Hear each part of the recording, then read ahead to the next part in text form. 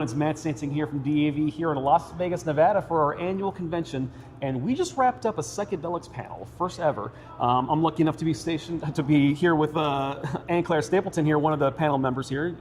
AnneClaire, you're a journalist, storyteller, and a psychedelics advocate. How did you get involved in this? I mean, I came to this conversation about a year ago when I had a close friend that had a traumatic brain injury that said, hey, I am in a very bad way right now, but I'm going to go do this thing called ibogaine. I'm going to see if it helps me with my suicidal ideation and all the different things that are going on with my brain right now. And it was really remarkable for him. It was transformative. It brought him back to life. And so as a journalist, I wanted to know more. So I really dug into the science. I interviewed a bunch of veterans. I interviewed medical experts. I mean, really anybody that I could possibly glean information from about what these medicines do, specifically ibogaine. I just started doing what I do as a journalist and asking questions, and I was curious. And ibogaine is a West African shrub root, right? It's a psychedelic compound. There are many other psychedelics, of course, MDMA, LSD, psilocybin are some of the more popular ones you might have heard of. But thanks for sharing your story up there too. And we had some other great storytellers up there. What did you think of Robert Gallery, former NFL player, on the panel? Yeah, you know, Robert, I was actually the very first storyteller, very first journalist that he ever shared his story with. Oh, you broke the story. Yeah, in some ways. And so, you know, I have a really soft spot in my heart for Robert. I think that he's incredible. It's really hard to share your story, especially when you're talking about, I was suicidal, I didn't want to be around my children, I didn't know what was going on with my brain, I just knew I didn't want to be here anymore. That's a really vulnerable place. Absolutely. Yeah. And to be able to share that story on such a large platform, I mean, right now he's taking what he learned with his healing with these medicines and turning it into action by trying to help others in his community. He started a nonprofit. I think that it takes a lot of courage to be able to get up on a large stage in front of hundreds of people and tell them that I was not okay, but I'm okay now, and this is how I got there. I mean, he's been there, done that, and wants to help other folks in the community, right? And, the professional sports and military community, they're like cousins in some ways, right? There's this culture of toughness and also like, I don't need to ask for help. So it's really important for folks like him to do that. Also, we had Justin Carlisle from Save a Warrior, a Marine veteran who served in Fallujah.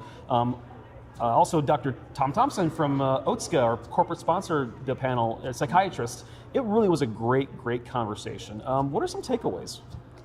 I think that every time I have conversations like this, I like to look out into the audience and I like to see if we're resonating with people. And it's like little light bulbs going off in their minds of, oh my gosh, I didn't even know this was a thing. And hearing Robert tell his story and the other veteran on the panel tell his story, I was looking out in the audience and I could see those light bulbs going off. Yeah. And so I think that, what I take away is that if we can reach one person and change their life by educating them about what these medicines have the potential to be or to do, it's like ripple effects. And the more people that we can educate, the more people that we can potentially find, help them find their own healing. And I think that today was a really successful day in that endeavor. I totally know what you mean by the light bulbs going on. It was an aha moment for many people.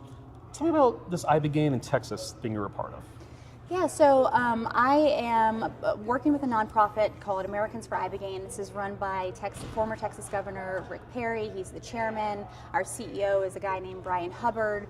And we were a part of this initiative in Texas to try and get the state to put $50 million towards clinical research of ibogaine so that we can eventually get FDA approval of ibogaine and medicalize it in the United States so that people who are struggling with trauma, substance abuse, TBIs, they can access this medication at home, because currently it's a Schedule I drug, which means it's illegal in the United States. You can't do research on it. You can't do research on it. You can't have access to it. So a lot of our veterans that are finding healing with these medicines, specifically ibogaine, they're going out of the country to get these treatments. And so a lot of them go to Mexico. I went to Mexico myself for my own ibogaine treatment. And so what we did in Texas was a small group of us.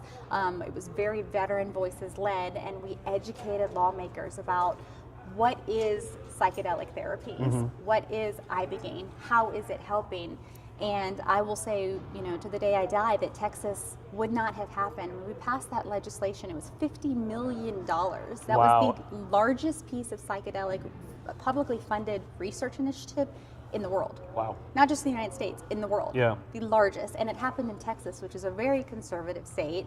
And it happened because we had our veterans that were willing to tell their stories of healing and hope that they found with ibogaine. Yeah, absolutely. Veterans are the tip of the spear here because there's so much goodwill. You know, if people who have incurred trauma in service to their nation, trauma that would not have had were it not for their service to this nation, and now we need to make it incumbent on to get the best treatments available to them. Well, AnneClaire, thank you so much for spending your time with me today. Absolutely. It was a complete and utter pleasure. Awesome. And make sure you're following along at DAV.org.